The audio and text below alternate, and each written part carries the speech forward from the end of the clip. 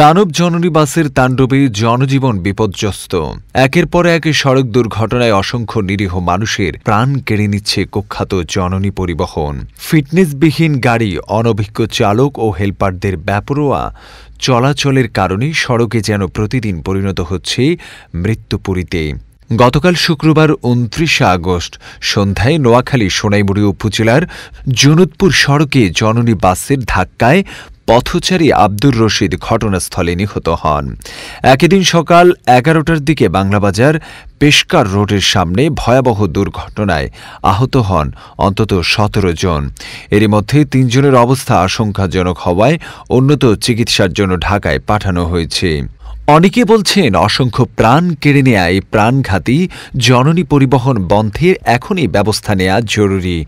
সময় এসেছে নোয়াখালীবাসীকে ঐক্যবদ্ধভাবে প্রতিবাদ ও প্রতিরোধ গড়ে তোলার।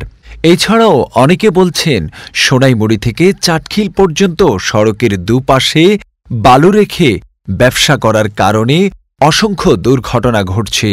কিন্তু তারা কারা, তাদের বিরুদ্ধে কেন ব্যবস্থা নেওয়া হয়নি, এমন প্রশ্ন এ এলাকার মানুষদের। রোডের বালু ফলার কারণে এই যে মাদ্রাসার মধ্যে বাচ্চারা আসতে যাইতে সমস্যা হয়, প্রতিনিয়ত দুর্ঘটনা ঘটতেছে। প্রতিদিন একটা না একটা হয়তো সিএনজির লাগে, নইলে অটোর লাগে, নইলে বাসের লাগে, প্রতিদিনে এই রোডের বালুর কারণে দুর্ঘটনা নিহতভাবে ঘটতেছে। এখানে মনে করেন না, এই গাড়িটারও অনেকক্ষণ তাই হরং দিতেছে, এই গাড়িটা সাইড দিতেছে না, এই মনে করেন একটা লাগে একটা লম্বা করে বান্ধি রাখছে। এখন এই ফুল ডাইনে চলিয়ে আইছে, আসার কারণে এর আগা কিন্তু এইভাবে বাড়ি যায়। এরপরে এই অনেকক্ষণ হরং দিতেছে, পরে এই যখন ফুল ডাইনে লই লেছে, এখানে গর্তর কারণে এই গাড়িটা এইদিকে কাটতে গেছে। এখানে গর্তটা না থাকলে এই গাড়িটার দুর্ঘটনা হইতো না। এই যে বালুর কারণে এবং কি ওই বটবডি ওই গাড়িটার কারণে হয়েছে। ওই গাড়িটা ওই যে বটবডি রাস্তার পাশে ছিল, পাশে ছিল, দাঁড়ানো ছিল। হ্যাঁ, আপনি গাড়ির ভিতরে ছিলেন নাকি? আমি ভিতরে ছিলাম।